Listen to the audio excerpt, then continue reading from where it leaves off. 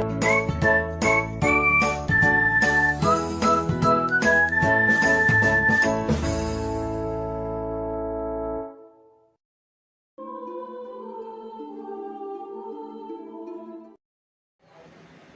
morning class, how are you all?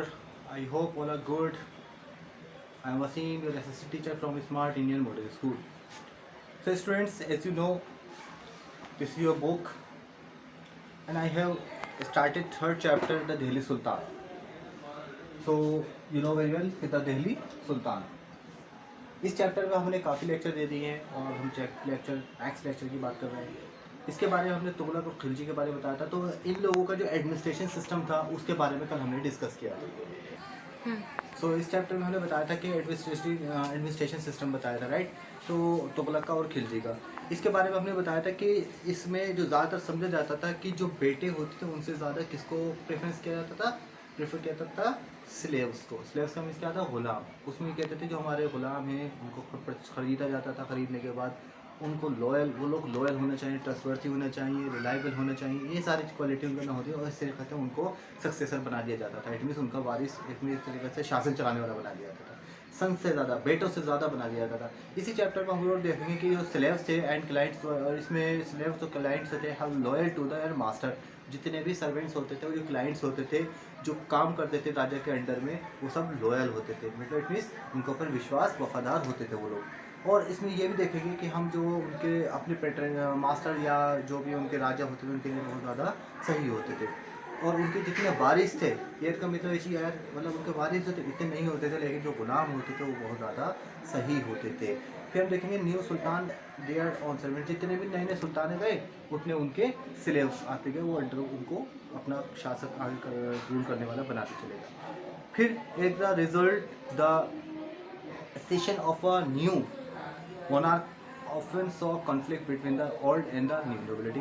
जितनी nobility आती गई, जितने नए नए रॉयल टाइप के लोग आते गए और राजा के दरबार में होते थे और लोग आने, उसमें फिर फाइटें आना शुरू हो गई। बस यही हमेशा कन्फ्लिक्ट में होता, झगड़ा हमेशा झगड़ा बना रहता था। सो ज़्यादातर देखा जाता था जो इनके संरक्षक होते, patronage of these humble people of Delhi sultan also shock many elites and author of the Persian तवारीख क्रिटिसाइज। क्योंकि जो पहले के लेखक थे, तवारीख जो लिखने वाले थे, इतिहास लिखने वाले थे, उन लोगों में हमेशा क्या रहता था, वो एक तरीके से झगड़ा रहता था। क्योंकि ये खिलजी और तुगलक थे, कहते थे हम गुलामों को वो करेंगे, आगे बढ़ाएंगे, नीचे जाति वालों को आगे बढ़ाएंगे।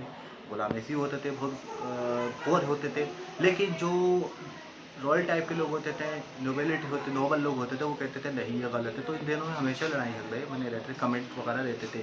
तो क्या कहते हैं, Delhi sultan for appointing the law at base bond. क्योंकि कौन होते थे वो, लॉ, और इसमें कौन होते, लॉ एंड बेस बॉन्ड। इन लोगों को वो क्या करते थे, इन लोगों को अपॉइंट करते थे, ठीक है ना, इन गुलामों को अपॉइंट करते थे, इनसे ही रूल करवाया करते थे। इसकी वजह से जो नोबल लोग थे वो इनसे हमेशा जलते थे, इनसे हमेशा क्या करते थे, जलते रहते थे।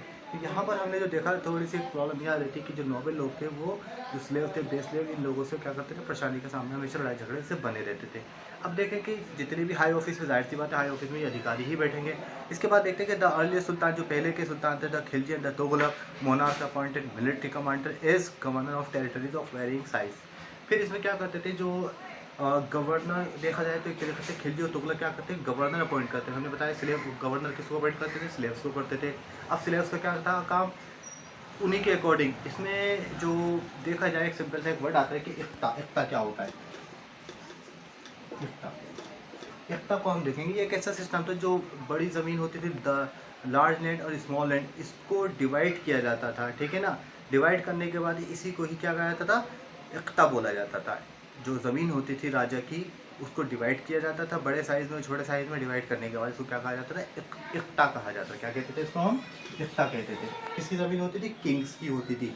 और इसको जो होल्ड करने वाला होता था, ठीक है ना, होल्ड करने वाला, क्योंकि किसी का अंडर में तो ज़मीन आएगी ना, जैसे एजेंट होते, इसी तरीके से इसके होल्ड करने वाले भी थे, उनको क्या कहा जाता था, इख्तेदार। क्या कहा जाता था,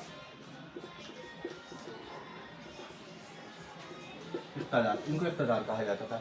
इनका काम क्या होता था, ये ज़मीन का सारा हिसाब किताब रखते थे। तो इनको मुफ्ती भी कहते थे। क्या कहते थे इनको?